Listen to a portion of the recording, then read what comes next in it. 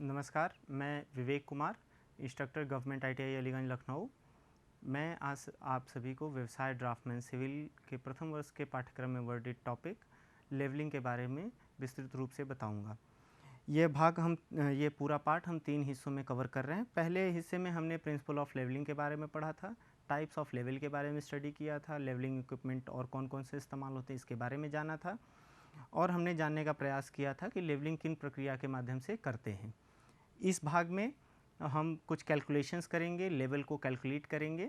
तो आइए हम अपने दूसरे भाग के साथ शुरुआत करते हैं और कुछ टेक्निकल टर्म्स के बारे में चर्चा करते हैं। देखिए, जब भी आप लेवलिंग कर रहे होंगे तो आपको 3 टेक्निकल टर्म्स बहुत अच्छे से पता होने चाहिए: बैक साइड, इंटरमीडिएट साइड और फोर साइड। हम चित्र के माध्यम से ये आपको बता देंगे।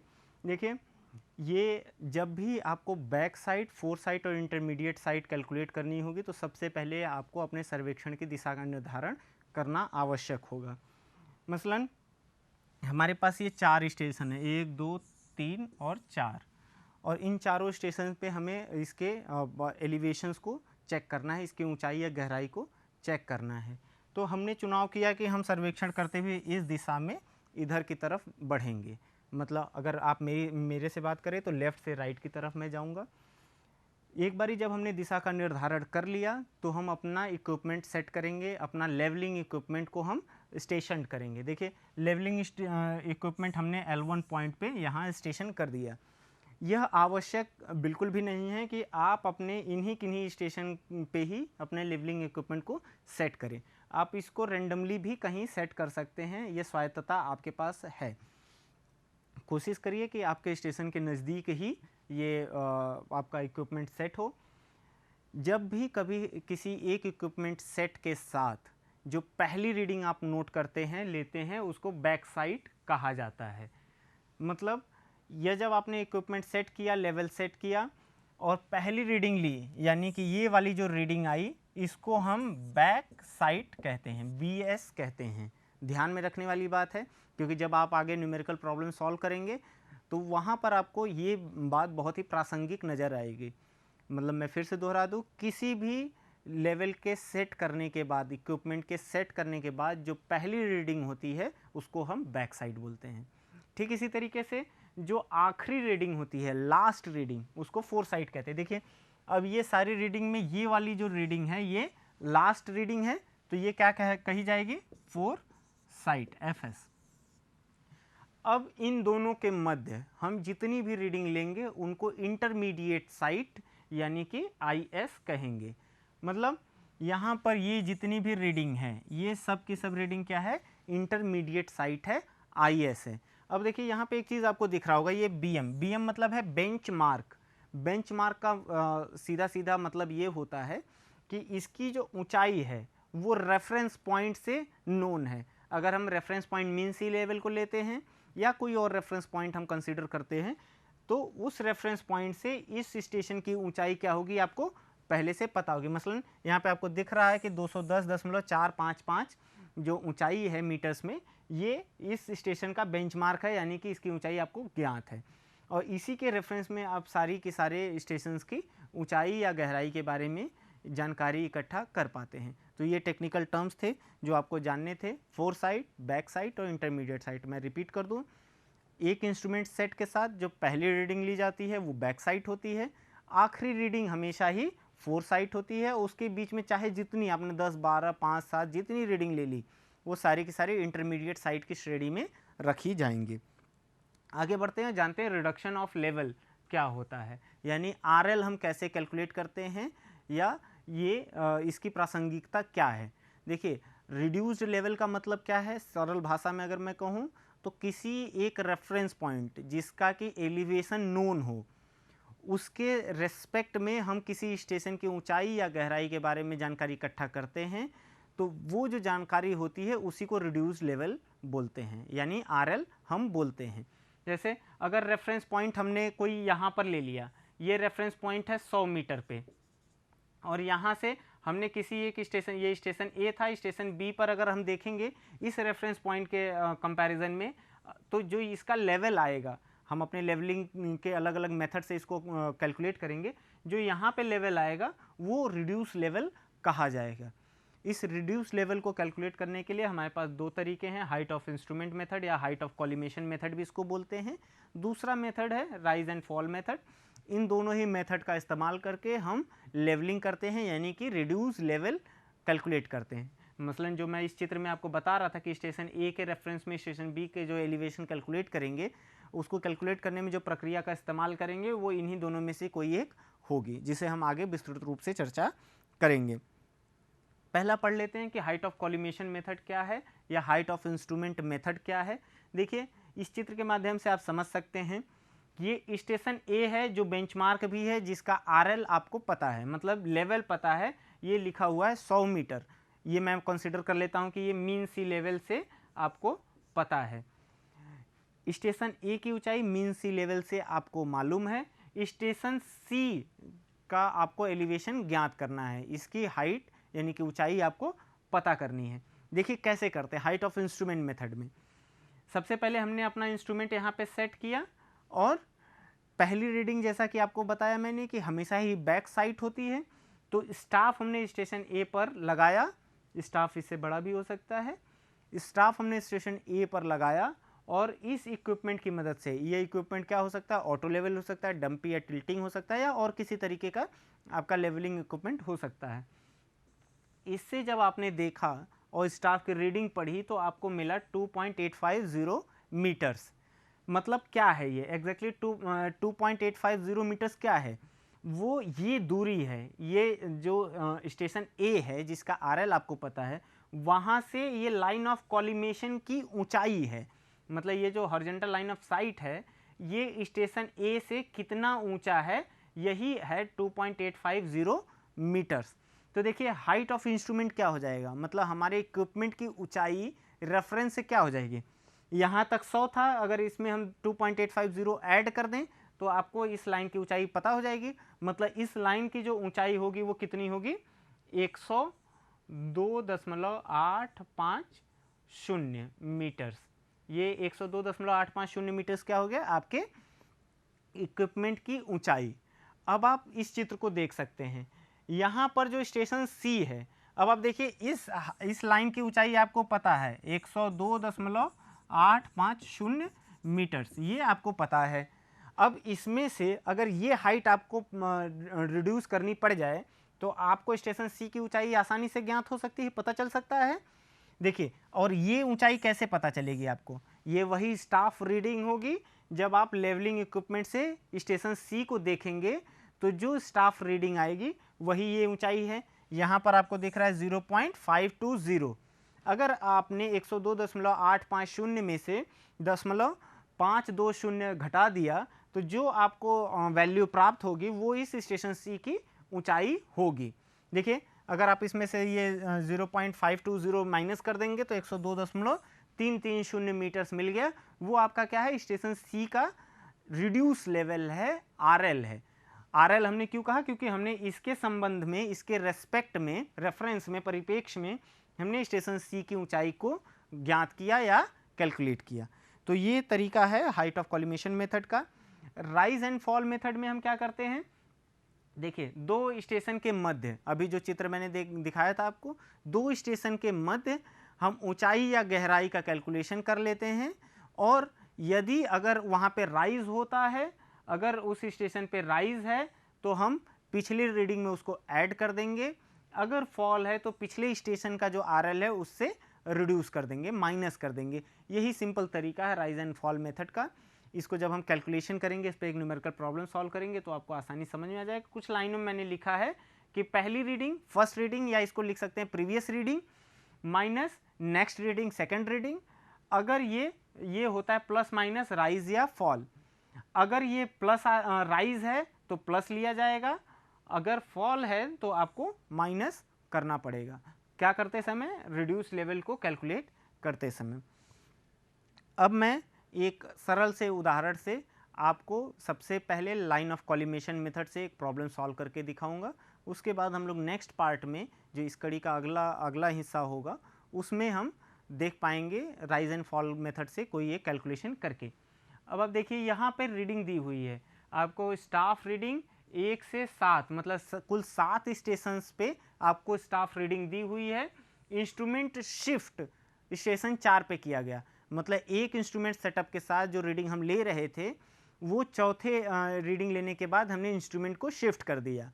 ये बात आपको ध्यान में रखने की ज़रूरत है। कई बार क्वेश्चन में ये जो रीडिंग शिफ्ट है, इंस्ट्रूमेंट शिफ्ट है, ये आपको नहीं पता होता है, लेकिन वहाँ पे एक दूसरा रेफरेंस दे दिया जाता है कि ये कॉन्टिन्यूसली स्लोपिंग ग्राउंड है, मतलब ये कुछ इस तरीके से लगातार इसका ये नेगेटिव ग्रेड हो सकता है या पॉजिटिव ग्रेड हो सकता है।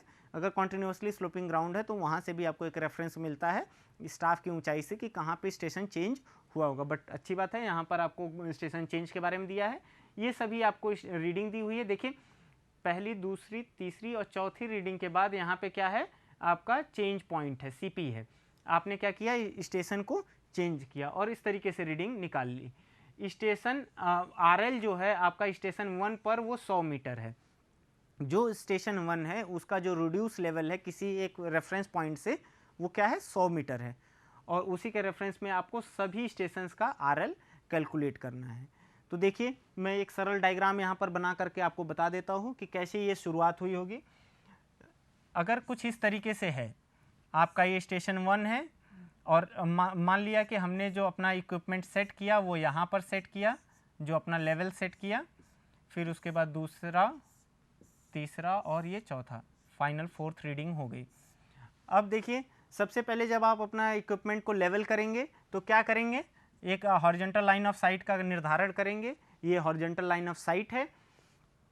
जो पहली रीडिंग होती है हमेशा ही बैक साइट होती है, ये आपको सरल तरीके से पता है। यानी कि पहली रीडिंग 0.785 ये क्या होगी, बैक साइट होगी। मतलब यहाँ पर जो रीडिंग आएगी 0.785 ये क्या है, ये BS है, बैक साइट है, और ये खाली होता है। हालांकि यहाँ पे मैं समय कम लगे इसलिए मैंने इसमें वैल्यूज़ भर दिए हैं, बट ये आपका लेवल बुक है जो बिल्कुल खाली होता है। तो पहली रीडिंग देखिए यहाँ पे BS हमने लिखा है, IS इंटरमीडिएट साइट, FS क्या है, 4 साइट है, यहाँ पे इंस्ट्रूमेंट की हाइट क्या होगी वो है, और फिर RLs मतलब रिड्यूस लेवल अलग अलग स्टेशंस के क्या होंगे, और रिमार्क अगर हमें कुछ उस पर इन्फरेंस देना है, कुछ टिप्पणी करनी है तो वो यहाँ पे करेंगे।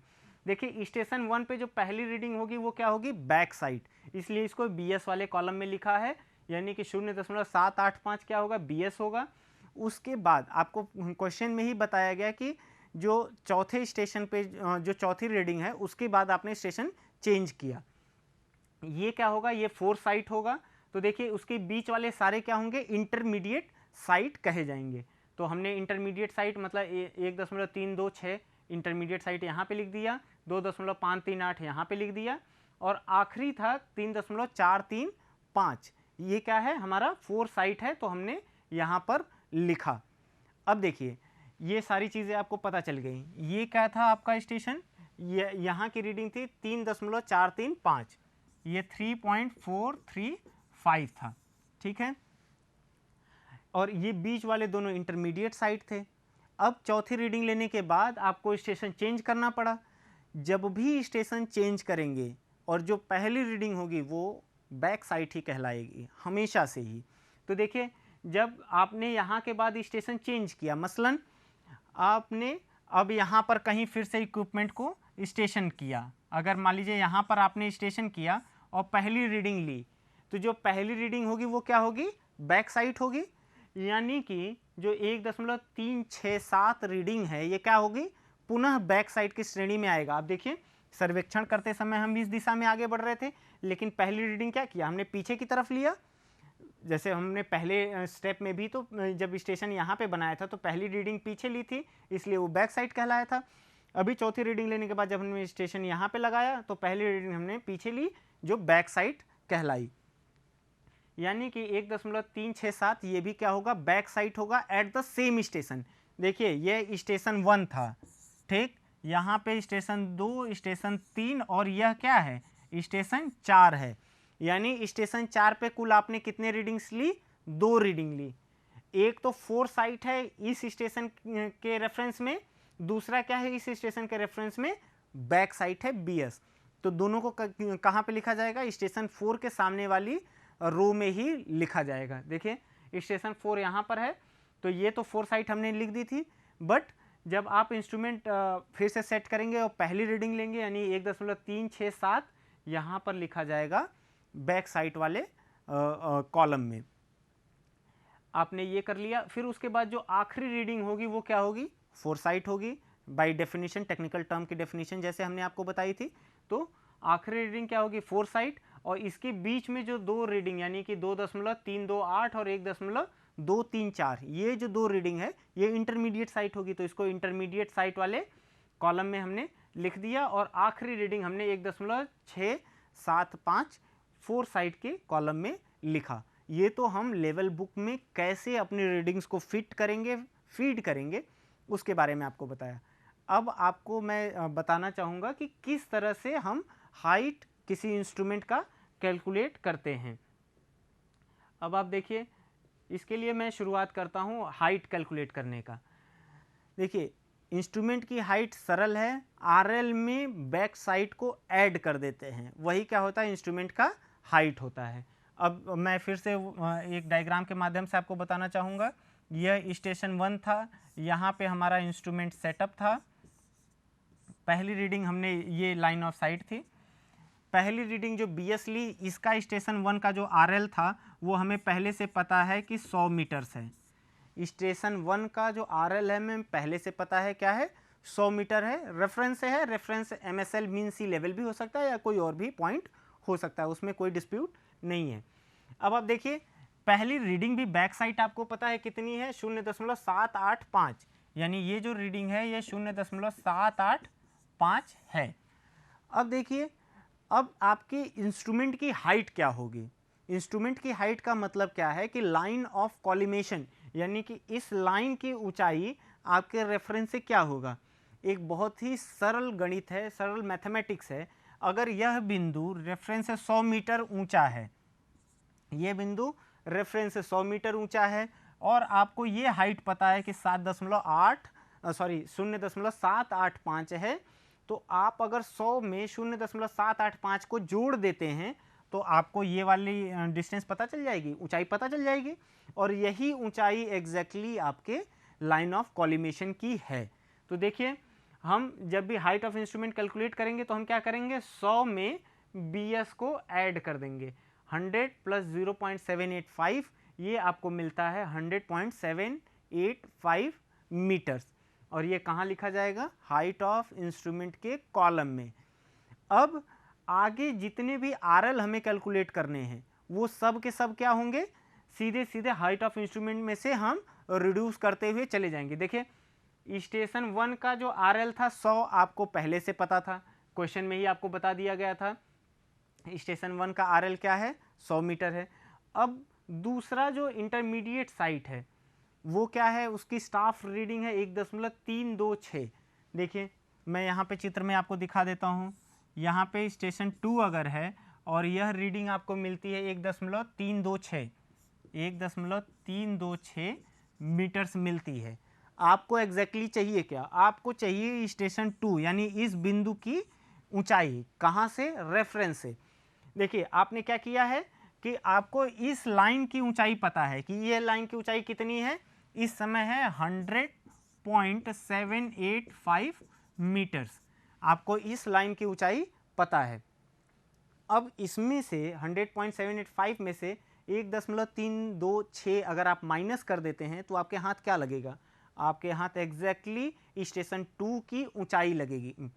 तो आप यहाँ से वो सरल फॉर्मूला भी समझ पा रहे हैं कि किसी भी स्टेशन का RL क्या होता है, हाइट ऑफ इंस्ट्रूमेंट में से जो स्टाफ की रीडिंग होती है उसको सब्ट्रैक्ट कर देने से, रिड्यूस कर देने से आपको उस स्टेशन का RL पता चल जाता है। अब आप देखिए, 100.785 में से 1.326 जब माइनस करेंगे तो आपको मिलेगा 99.459, जो क्या है, RL है स्टेशन 2 का। इसी तरीके से जब आप 100.785 में से 2.538 माइनस करेंगे तो आपके हाथ लगेगा 98.247। दूसरा स्टेशन के बारे में भी अगर डायग्राम बना के मैं बताऊं तो यहाँ पर ये स्टाफ की रीडिंग आपकी मिलेगी 2.538। जब आप 100.785 में से 2.538 सब्ट्रैक्ट कर देंगे तो आपको स्टेशन 3 की ऊंचाई के बारे में एग्जैक्टली ज्ञान मिल जाएगा, जानकारी मिल जाएगी। इसी तरीके से स्टेशन 4 जो है, स्टेशन 4 पे जो 4 साइट है वो उसकी रीडिंग क्या है 3.435। अब पुनः जब आप इसको 100.385 में से माइनस करेंगे तो आपको मिलेगा 97.350। अब देखिए समझने का मसला क्या है, आपने स्टेशन 4 पर जब एक रीडिंग ले ली, मतलब चौथी रीडिंग जो 3.435 था, जब ये रीडिंग ले लिया तो आपको स्टेशन चेंज करना था। स्टेशन चेंज करने के बाद पहली रीडिंग होती है बैक साइड। तो अब आप देखिए जैसे आपने यहाँ पर स्टेशन चेंज किया, मसलन मैंने यहाँ पे स्टेशन ये बना लिया, तो पहले रीडिंग होगी बैक साइड। अब बैक साइड क्या है आपका 1.367 है। अब आप देखिए ये रीडिंग क्या है, मैं थोड़ा यहाँ पे लिख देता हूँ, 1.367 मीटर्स है। ये 1.367 मीटर क्या है, ये स्टेशन सॉरी यहाँ पर जो स्टेशन 4 पर जो बैक साइट है वो 1.367 मीटर्स है। अब आप देखिए हाइट ऑफ इंस्ट्रूमेंट, जब भी आप स्टेशन शिफ्ट करेंगे इंस्ट्रूमेंट की हाइट पुनः कैलकुलेट करने की आवश्यकता आपको पड़ेगी। अब देखिए इस स्टेशन 4 पर, अगर ये स्टेशन 4 है, स्टेशन 4 का RL आपको पता था क्या था 97.350, मतलब स्टेशन 4 की जो ऊंचाई है वो 97.350 मीटर्स है। ठीक है, अब अगर आपको ये इंस्ट्रूमेंट की हाइट पता करनी है तो आपको वही प्रक्रिया दोबारा दोहरानी पड़ेगी, बैक साइड को उसमें ऐड कर देना पड़ेगा, यानी कि आपका जो ये हाइट ऑफ इंस्ट्रूमेंट आएगा उसमें 97.350 को ऐड कर देंगे किस में 1.367 में, तो आपको मिल जाएगा 98.717। अब ये आपका नया हाइट ऑफ इंस्ट्रूमेंट है।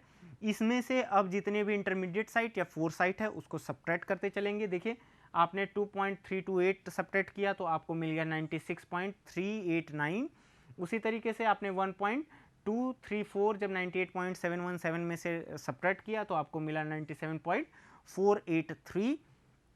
और जब आपने 98.717 में से 1.657 सब्ट्रैक्ट किया तो आपको मिला 97.060। तो इस तरीके से आपको हर स्टेशन पे 1 2 3 4 5 6 7 सभी स्टेशन पे RL पता चल गया। अब मैं आपको एक बात बताऊं कि हम स्टेशन चेंज क्यों करते हैं। देखिए हमारे पास जो स्टाफ है उसकी ऊंचाई फिक्स है। अगर मान लीजिए अगर हमने 4 मीटर का ही स्टाफ लिया होता तो अगर कोई स्टेशन 4 मीटर हमारे लाइन ऑफ कॉलिमेशन से 4 मीटर से ज़्यादा गहरा होता तो स्टाफ दिखना ही बंद हो जाएगा। मतलब अगर यहाँ पे हमारा ये लेवल है और ये इस तरीके से डायग्राम है, यहाँ ये हमारी ऊंचाई 4 मीटर्स है, अगर कोई स्टेशन हम यहाँ रखेंगे तो ये हमारी लाइन ऑफ कॉलिमेशन से इंटरसेप्ट ही नहीं होगा, तो हमें रीडिंग नहीं मिलेगी। तो ऐसे सिचुएशन में ही हमें अपने स्टेशन को चेंज करने की आवश्यकता पड़ती है। अब देखिए कुछ अरिथमेटिक चेक्स हैं जिनको हम इस्तेमाल करके अपने कैलकुलेशन को चेक कर सकते हैं। अरिथमेटिक चेक में पहला चेक ये है कि सिग्मा BS जितनी भी बैक साइट है उन सभी को ऐड कर लीजिए। जैसे जब हमने यहाँ पे ऐड किया तो 2.152 आया, और सिग्मा FS जितनी भी 4 साइट है उसको ऐड कर लीजिए तो हमने पाया 5.092 पाया। जब इन दोनों को आपस में सब्ट्रैक्ट करेंगे यानी BS में से सिग्मा BS में से सिग्मा FS सब्ट्रैक्ट करेंगे तो आपको जो मिलना चाहिए, जो वैल्यू मिलनी चाहिए वो एग्जैक्टली क्या होना चाहिए, लास्ट RL माइनस का फर्स्ट RL की वैल्यू के बराबर मिलना चाहिए। जैसे यहाँ पर देखिए 2.940 हमें दोनों ही केसेस में मिल रहा है। इसका मतलब क्या है कि हमने अपना जो वैल्यू है, जो कैलकुलेशन है, बहुत परफेक्टली किया है, एग्जैक्टली किया है।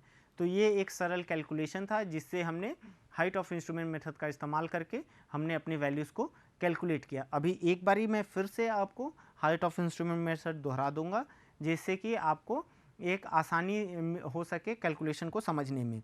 देखिए प्रशिक्षण के सारांश में हमने टेक्निकल टर्म्स देखा, रिडक्शन ऑफ लेवल्स देखा कि कैसे हम लेवल को रिड्यूस करते हैं, कुछ कैलकुलेशन देखा। जैसा मैंने कहा कि एक रेफरेंस मैं आखिरी में दे के आपको जाऊंगा। ये अगर लेवल है, इंस्ट्रूमेंट सेट हमने यहाँ पर किया, ये जो पहली रीडिंग किसी एक इंस्ट्रूमेंट सेट के साथ करेंगे लेंगे वो क्या कहलाएगा, वो बैक साइड कहलाएगा। पहला इंटरसेप्ट जो इस पे आया, ये तो लाइन ऑफ साइट ऐसे कंस्ट्रक्ट हो जाती है। जो पहला इंटरसेप्ट हमारे स्टाफ की रीडिंग में आता है उसको बैक साइड कहते हैं। और हाइट ऑफ इंस्ट्रूमेंट जो HI है, हाइट ऑफ इंस्ट्रूमेंट ये क्या होता है, जो हमारा बेंचमार्क का हाइट होता है प्लस का BS होता है। अगर मान लिया कि यहाँ पे 100 था, इसका वैल्यू 100 मीटर्स था और BS 1 मीटर था, तो हमारा हाइट ऑफ इंस्ट्रूमेंट क्या हो जाएगा, 100 प्लस का 1 यानी कि 101 मीटर्स हमें जो मिलेगा वो इंस्ट्रूमेंट की हाइट मिलेगी।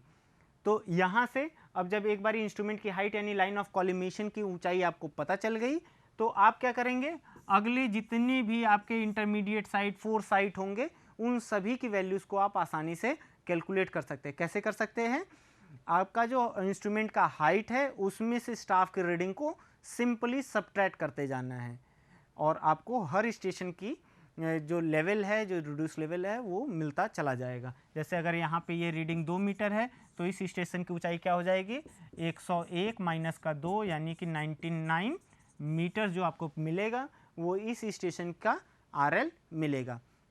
समराइज कर देता हूँ, हाइट ऑफ इंस्ट्रूमेंट मेथड में इंस्ट्रूमेंट सेट के साथ जो पहली रीडिंग ली जाएगी वो बैक साइड कहलाएगी और जो आपके बेंच मार्क पर रीडिंग होगी उस स्टाफ रीडिंग को बेंच मार्क के साथ ऐड कर देंगे तो वो आपको मिलेगा आपका इंस्ट्रूमेंट का हाइट यानी कि लाइन ऑफ कॉलिमेशन की ऊंचाई मिलेगी।